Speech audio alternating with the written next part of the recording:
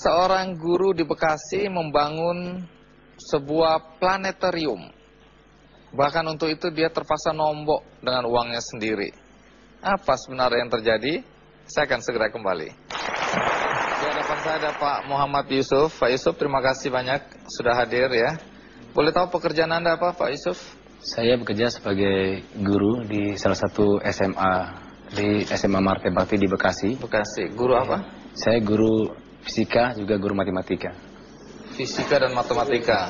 Ini pelajaran yang paling membosankan dan menakutkan. Iya. Menurut Anda fisika dan matematika itu menyenangkan atau membosankan atau menakutkan atau sulit? Setelah saya mendapat ilmunya, rupanya menggampangkan, mudah. Setelah saya dapat ilmunya, karena semua itu ada trik, ada caranya untuk menggampangkan sesuatu pelajaran yang sulit. Tentu Anda ingin mengenal lebih jauh siapa Pak Muhammad Yusuf dan apa yang dilakukan sebagai guru fisika dan matematika. Ini dia kisahnya.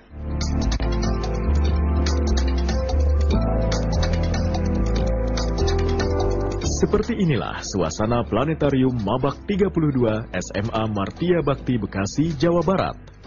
Di ruangan seluas 9 x 12 meter inilah para pelajar seakan dibawa mengunjungi angkasa luar.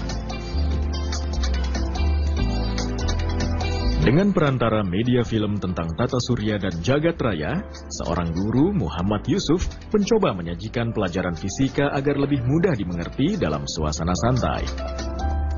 Berkat inovasinya dalam metode pembelajaran ini, Yusuf berhasil meraih penghargaan terbaik dari City Success Fund tahun 2007 lalu.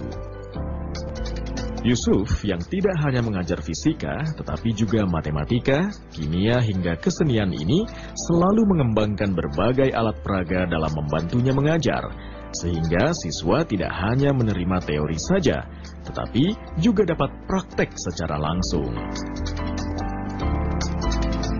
Didukung dengan latar belakang pendidikan D3 Teknik Elektro dan Sarjana jurusan Matematika ini, maka tidak heran jika setiap tahunnya Yusuf selalu mengembangkan alat peraga baru.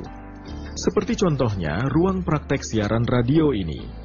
Bersama dengan dua guru lainnya, ia mengkreasikan sebuah English Broadcasting Studio pada tahun 2005 lalu. Meski belum menang pada tahun itu, tahun berikutnya, ia ikut kembali dalam program City Success Fund dan berhasil menciptakan stasiun cuaca dan gempa.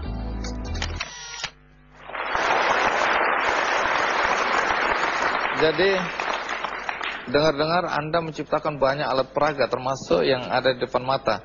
Ini, kalau ini alat apa ini? Ini saya namakan LCD sederhana. LCD sederhana. Jadi fungsinya untuk memperbesar gambar. Misalnya kita punya TV 14 in, akan kita berbesar menjadi 114 in, 10 kali lipatnya. Caranya? Caranya kita dengan konsep matematika, yaitu tentang pembelajaran lensa cembung dan lensa cekung. Iya, jadi ini apa? Ini LCD yang kecil. Iya, LCD. Enggak, misalnya ini. Jadi kita punya TV, kurang lebih 14 in, kita masukkan sini, atau boleh juga dengan komputer, kita masukkan ke dalam kotak ini. Di kotak ini ada apanya? Di kotak ini kita buat ada 3 bagian. Pertama, bagian luar adalah kotak besar sebagai kotak untuk utama untuk penyentelan TV. Kemudian bagian dalam adalah untuk memperpanjang gambar, perkecil gambar adalah ini. Kemudian di dalamnya ada kotak segitiga, yaitu untuk fokus cahaya. Karena andalan kita adalah cahaya dari TV atau komputer. Masuk ke sini, diolah, kemudian dikeluarkan dengan konsep lensa cembung. Iya. Jadi ini kayak proyektor gitu ya? Jadi proyektor, cuma dengan modal hanya 15.000 gitu.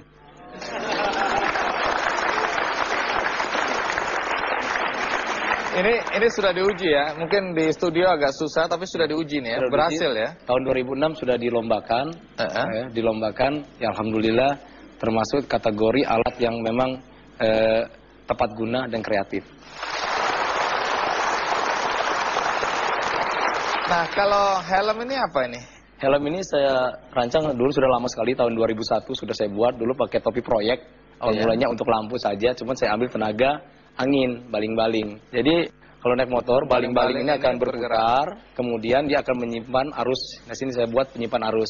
Ketika kita arus sudah cukup, nah ini bisa kita gunakan charger handphone.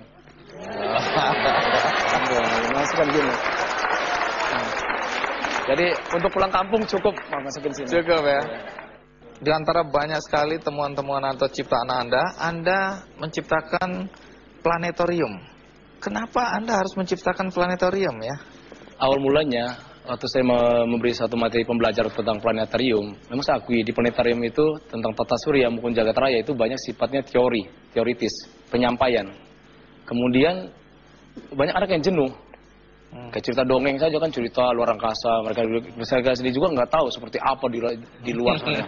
Nggak ngerti gitu, capek kata mereka kan. Akhirnya nggak antusias, ngobrol sana, ngobrol sini. Kemudian saya berhayal, bagaimana kalau kita buat satu pembelajaran yang lebih asik, lebih fun, dan suasananya lebih santai gitu. Nah kemudian saya berpikir lagi, kalau nonton seperti biasa aja, seperti kita nyetel ke LCD sudah umum, sudah biasa nonton, belajar dengan LCD. Atau dengan infokus, sudah biasa kan. Saya coba ruangannya dibuat suasana lebih asik lagi. Seperti seolah-olah mereka itu berada di luar angkasa. Atau seolah-olah mereka berada di suasana memang ada di Apollo. Atau memang berada di sekitar mereka itu banyak sekali bintang-bintang dan planet-planet. Seperti itu. Iya, tapi kan yang terbayang biayanya. Dari mana dananya? Saya mencari informasi. Yaitu ada satu lomba yang diadakan oleh City Success Fund, yaitu lomba-lomba guru kreativitas se-Indonesia, yang diikuti beberapa lomba-lomba guru kreativitas se-Indonesia, yang diikuti beberapa provinsi. Saya buat, mereka tertarik dengan itu, dengan proposal saya, kemudian mereka akan berani membayar budget untuk kegiatan ciptaan alat yang akan saya buat ini. Makanya waktu itu dari 2.800 peserta se-Indonesia, saya termasuk 100 besar yang proposalnya tembus untuk kegiatan pengajuan dana 5 juta rupiah itu tadi. Nah, apakah ada rencana untuk mengembangkan planetarium Anda ini? Saya ingin ke depan itu planetarium yang saya buat itu mungkin nanti mungkin dari tayangan ini mungkin akan berkembang.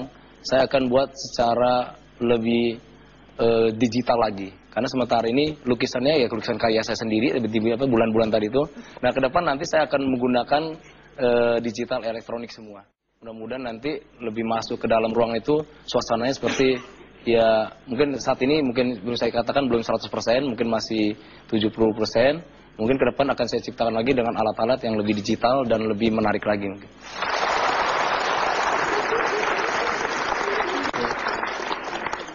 Kalau lihat dari mimpi Anda untuk mengembangkan ini ya, membuat itu digital, dukungan apa yang Anda butuhkan? Ya kami ya secara umum ya pasti finansial, karena finansial itu memang membantu untuk kegiatan ini.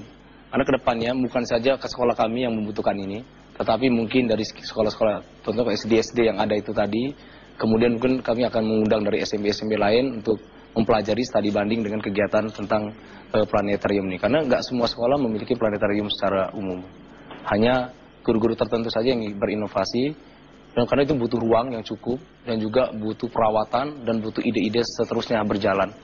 Oleh sebab itu saya ke depan ingin membutuhkan satu dana untuk pengembangan planetarium saya ini hingga nanti 100% sempurna seperti planetarium. Tapi saya tidak ingin sama seperti planetarium yang ada di Indonesia seperti itu. Kenapa? Karena ciptaan saya ini sesuainya dengan hayalan saya semua. Kenapa? Karena semua warna, lampu, desain, semuanya itu saya ciptakan dengan imajinasi saya, seolah-olah seperti saya ingin mengikuti imajinasi anak-anak sendiri yang hobi kalau di PS berjam-jam. Kenapa mereka berjam-jam? Karena mereka berimajinasi terus dengan benda-benda itu. Dan itulah akhirnya mereka tertarik berjam-jam, betah di situ akhirnya. Terima kasih Pak Yusuf ya. Terima kasih.